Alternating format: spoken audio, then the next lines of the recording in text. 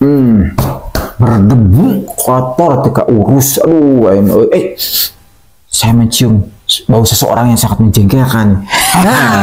Halo, Assalamualaikum. Lagi apa cuy? Lagi persiapin mukulin orang. Waduh, siapa yang mau kamu pukul? Kamu. Loh, kok saya? Kelihatan aku lagi beres-beres, bersihin peci nih kan, kotor banget. Malah nanya, lagi apa cuy? Lagi apa cuy? Amak wae lah punungan kieu geus lah. Saya sore bere tajilnya, minta amak mogok, pasti tajil kolak, kasih mobil, di mana mobil? Mogok itu dosa. Banyak lah. Ada apa sih ke sini? Ini saya mau nanyain kesempatan timnas Indonesia kan nanti bermain nih sama Bahrain. Nah, kemungkinannya nih Indonesia bisa lolos kan nanti ke babak berikutnya gitu, bro. Jadi saya di sini pingin sharing lah gitu kan, pingin informasi dari kamu ya, coy. Gimana coy? Oke, kayaknya pertanyaan tadi mungkin bisa membuat saya agak sedikit senang ya, karena memang kan saya suka banget sama sepak bola dan musik gitu kan. Dan ini yang kita bahas juga kayaknya itu tentang sepak bola timnas Indonesia. Wah, itu mah sangat termotivasi.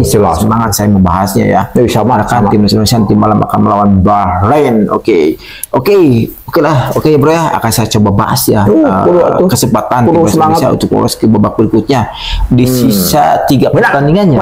Di sisa 3 pertandingan nanti Indonesia apakah punya kesempatan untuk maju? Tidak. Oke. Pertama-tama mungkin saya bahas dulu pertandingan lawan Australia ya. Sangat menyakitkan. Aduh, menyakitkan banget ya buat semua tim pecinta atau semua pecinta sepak bola Indonesia. Bro ya, sangat menyakitkan banget pasti. Jadi kekalahan kemarin 5-1 membuat Indonesia agak sedikit terganjal untuk masuk ke babak berikutnya, karena itu berdampak pada posisi klasmen sementara ya.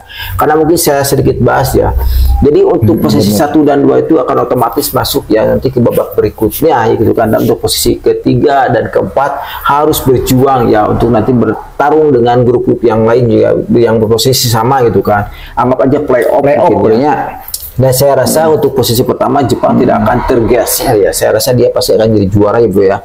Dia pasti akan lolos poin juara, tapi akan lolos ke babak berikutnya secara otomatis. Jepang mah sekarang poinnya jauh ya. Nanti kita bahas berapa sih poin dari grup C ini ya. Oke. Jadi pertandingan kemarin Indonesia kalah 5-1 itu sangat menyakitkan, di mana Indonesia cuma mencetak 1 gol oleh Oli Romeni gitu kan. Ini sebenarnya gol luar biasa ya. Saya rasa si Romeni ini bagus ya. Saya rasa saya punya kepercayaan tinggi kepada si Romeni ini ya. Dia sangat bagus ya saya rasa. Tapi kemarin mungkin faktor kekurangan dari timnas Indonesia di pertahanan ya saya lihat ya. Jadi emang kayaknya Clifford perlu kerja keras untuk membuat pertahanan Indonesia lebih baik ya, lebih solid ya. Tapi secara kolektif sih sebenarnya bagus ya, permainan kaki-kaki bagus ya, penguasaan bola kemarin bagus ya. Tapi emang kesempatan susah banget ya. Jadi emang harus dipertajam ya dari serangan-serangan timnas Indonesia ini ya. Dan pertahanan jangan sampai kok kasihkan menyerang, tapi di saat diserang itu kelabakan ya. Itulah yang harus dikatakan yang total football ya. Jadi emang maksimal di saat diserang dia semua datang, tapi saat menyerang dia ada di belakang menyerang gitu kan. Dan emang kayaknya musimnya seperti itu ya. Jadi tidak terkesan bertahan terus, bertahan menyerang, tapi tidak seimbang ya. Jadi saya harapkan bisa menjatuh memberikan evaluasi ya pada pertahanan timnas ya untuk nanti lawan Bahrainnya. Jangan sampai terulang kembali sakit. Nyeri, aduh gimana ya Indonesia mana dia bisa namanya keluar tehnya atau ungkapan Clifford out gitu kan, kembalikan Sintayong gitu kan. Netizen galak. Justru Sintayong itu bukan hanya sekedar melatih ya. Jadi Sintayong itu justru pendekatannya baik ya, mungkin secara teman, seperti sahabat, seperti keluarga ya. Karena kita juga lihatnya di video-video mungkin bersebaran ya di video YouTube ya. Keakraban pemain dan Sintayong itu luar biasa ya, sampai-sampai mereka bercanda gitu kan. Sintayong melakukan hal yang konyol kepada pemain, tapi mereka tertawa ya. Akrab itu mungkin secara tidak tersirat atau tidak disadari ya, itu menjadi chemistry yang sangat baik ya saya rasa. Tapi sekarang mungkin karena waktu terlalu mepet ya, Clifford belum sempat seperti itu ya. Ya tapi tetaplah harus dilakukannya bro ya, jangan mentang-mentang karena saya baru beberapa bulan atau beberapa alasan saya belum sempat bisa beradaptasi dengan pemain itu kan profesional pelatih itu semuanya harus cepat beradaptasi ya untuk memaksimalkan hasil yang terbaik buat timnas, bukan ngomong timnas Indonesia banyak bronya benar bisa Indonesia mau di hati. Jadi kita sekarang akan membahas klasmen sementara ya bro ya. Jadi kemarin siapa kita 5 hiji dibahas di sakit ya, dia ngomong sakit, udah sangat menyakitkan atau data menjelas bahas lainnya 5 hiji itu aing udah 5 Piala Dunia 5 hiji aing jadi kemarin Jepang akhirnya tetap ya memuncaki klasmen dengan 19 poin ya, tidak bisa terkejar. Saya yakin Jepang pasti lolos dengan sendirinya. Seperti 18 jauh ya, jadi keluar ingus langsung hilang gitu kan. Dia pasti bahas babak berikutnya. Lalu ada Australia peringkat kedua, dan ini mungkin bisa ya Australia dan Arab bisa kita kejar ya apabila Indonesia tidak kalah satu kali pun, itulah syarat Indonesia bisa lolos ke babak berikutnya secara langsung. Tapi Australia juga sama kalah terus, jadi namanya juga gambling ya. Ini bicara kesempatan dulu ya. Dan di posisi ketiga ada Arab Saudi dengan poin 9 ya, dan posisi 4, 5 dan 6 itu sekarang dikuasai oleh Indonesia, Bahrain dan Cina dengan posisi yang sama 6. Nah ini yang bahaya ya, posisi atau dengan klasmen sih beda, tapi poin yang sama itu membahayakan ya, karena kan bisa berdampak siling jegal gitu kan.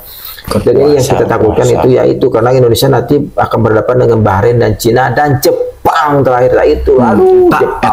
Jepang bahaya moga-moga, tapi kan begitunya Jepang makan negara kita tahu lah Jepang ya, mereka tidak akan mudah menyerah ya, sifat karakternya fight gitu kan, tidak akan menyerahkan begitu saja ya hasil pertandingan ya. Saya rasa emang Indonesia harus berjuang dengan keras gitu kan. Samurai X. Terbukti waktu dulu kan di Indonesia kita mungkin terlalu menganggap Jepang apa sih mengalah nih, tuh boro-boro yang mengalahnya malahan membantai. Waktu babak pertama kita kalah telak. Lalu kita mungkin bahas sedikit formasi ya. Formasi kemarin kita kan 3-4-1-2 ya. Kita harapkan sekarang lebih menyerang lah gitu kan, jangan terlalu karena kan memang butuh poin gitu kan. Draw juga nama menang kan bahaya biar bisa lolos. Draw ya, karena kan Piala Dunia harus nunggu lagi 4 tahun. Poin. Ini kesempatan emas untuk lanjut ya, karena kan Indonesia ini sejarah ya, bisa lolos itu kan ya bro ya. Sejarah banget itu. Jadi saya harapkan nanti katanya kan kemarin Orat Mangun dan Syahrir tidak bermain karena akumulasi Justin Hubner. Dan saya rasa sekarang mereka akan bermain ya. Karena kan kelihatan banget ya ketidakhadiran Orat Mangun kemarin itu, serangan dari sayap kiri itu kurang greget banget gitu kan. Karena apalagi di Struik ya, saya rasa dia pemain mungkin karakternya saya kurang senang sih kalau ya karakter si Struik ya. Justru kayak saya rasa si Raven tuh karakternya saya suka banget, bodinya kuat, dia punya spirit bertarung yang kuat, dan dia punya pengalaman bola. Mungkin kita lihat seperti kalau lihat si Raven gitu kan. Dan saya rasa sih si Ole Romenji itu sifatnya di striker saja gitu, kalau mau formasi 3-4-1-2 kembali ya. Jadi dua di depannya itu saya rasa si Ole ya, dan ngasih Orat Mangun ya kalau bisa seperti itu ya. Tapi itu harapan saya ya, karena kan saya lihat struktur susah banget ya, karena dia secara fisik dia seorang Sunda meletoy gitu ya, tidak terlalu kuat gitu kan. Kecepatan tercepat deh, secara skill tepati halus, tapi kalau mungkin dia seperti Inzaghi mungkin ya, dia punya kesempatan saja gitu kan, seperti dia mungkin karakter Inzaghi kalau di AC Milan ya. Nah, jadi justru kita ke sepak bola modern ini kita justru perlu pemain yang bisa menyerang, bisa bertahan ya, dan mungkin dia harus berlari, ya harus fight gitu kan. Itu karakter ini ya. Dan saya rasa untuk kiper ya mungkin kebobolan 5 juga, saya rasa si Pais tidak terlalu buruk amat ya. Jadi emang kesalahan masalah pertahanan juga mungkin ya, dan depannya juga terlalu mudah tembus gitu kan. Jadi ini kolektif ya, tidak bisa diserahkan back saja, kiper saja, gelandang saja. Jadi ini mungkin ya kolektif, dari tengah tidak bisa bernahan, lolos ke belakang, sama lolos ke kiper, dan akhirnya 5 gol tercipta ke Indonesia. Itu kesalahan kolektif, termasuk kesalahan sang pelatih. Jelas tim nomor hiji salah namanya Ke jeung Bahrain lah kieu di Inggris mendipecat langsung diganti pulang nyeri hati 2 kali ku si Bahrain nya baheula mah dilicikan mah nya elek licik wasit tahu sih bakal nyeri huntu ya mah. Oke, ulah. Dan mungkin secara statistik ya, nih statistik dia kayaknya lagi bengong nih, dia pengmatiin aja karena kan dia nggak nongol kemarin. Bandungan saya makanya dia kasih itu mau ngajakin ngomong, dia pengen tahu beritanya. Gitu. Jadi secara statistik ya bro ya, statistik. Ngerti nggak statistik apa? Ngerti aku? Nggak ngerti sih itu mah. Istilah deh, sombong bisa. Jadi secara statistik, Indonesia itu kemarin unggul ya dari penguasaan bola, dari mungkin tembakan. Tapi kalau tembakan ke arah gawang jelas kelihatan ya, karena kan kita kalah 5 gol gitu kan. Itu pasti telak kalah. Lalu ada akurasi operan, kita sebenarnya unggul semua itu kan. Tapi sayang kesempatan tidak ada. Itulah yang sangat mandul Dan mungkin terakhirnya ini kita akan bahas pertandingan sisa ya timnas Indonesia ya nanti melawan Bahrain nanti malam, lawan Cina mungkin tanggal 5 Juni ya, 5 Juni dan lawan Jepang 10 Juni ya. Itu Juni juga pertandingan paling berat nanti melawan Jepang ya. Jadi saya harapkan Indonesia menang minimal 2 lah sama Cina dan Bahrain. Cina Bahrain lah itu kan 12 poin nih. Dan saya doakan Australia kalah terus ya. Arab kalah terus gitu kan. Ibu doanya amin. Doanya bebas bebasnya. Kan untuk Jepang mah geus bisa didoakeun mah hese euy. Sing eleh ngaruh pasti lolos namanya. Tapi jangan Australia mah sing eleh terus mereka salib. Amin. Jadi doakeun ka amin ke lolos secara otomatis. Oke, itulah bro pembahasan kemungkinan kesempatan Indonesia bisa lolos ke babak berikutnya, bro. Nuhun beritana ya informasi dan nuhun pisannya katampi kusim kuring pokoknya mah informasi yang keren pokoknya lah. Jadi gimana nih kesempatannya nih Indonesia? Ya, semoga timnas bisa memenangkan di sebuah sisa pertandingannya untuk mengejar Australia. Itu pun kalau Australia kalah terus ya bro ya. Betul. Jadi kita harus berposisi berapa nih kalau ingin lolos? Ya kalau ingin lolos secara langsung tadi sudah saya bahas ya posisi 1 dan 2, tapi kalau 1 tidak mungkin ya harus kedua lah gitu, harus pegang gitu kan, harus lolos secara langsung. Logis bisa lah, mungkin bisa ya. Mudah-mudahan doakan bersama lah timnas menang kayaknya. Amin, semoga ya kita doakan bersama ya pokoknya nama timnas Indonesia bisa lolos atau bisa masuk ke babak berikutnya dan bermain di Piala Dunia. Aduh, itu harapan impian semua pendukung timnas Indonesia ya. Kapan lagi timnas bisa main di Piala Dunia? Ini momen penting, makanya harus menang. Ulah. Kamu lawan Bahrain nanti malam kudu menang. Oke. Saya gulanya capek tuh ngobrol ke puasa ke dunia. Oke, tajil. Kayak bisi batal saya iya keur ngomong. Haus kita kumaha tahu jawab batal. Nanggung naik. Moro-moronya. Saya tutup dulu pembahasan kali ini dengan si bro nutup tahu diri datang ajakan ngobrol teparuh. Cenah kemeret tajil kayak gitu tajilnya magrib insyaallah sebenarnya. Oke.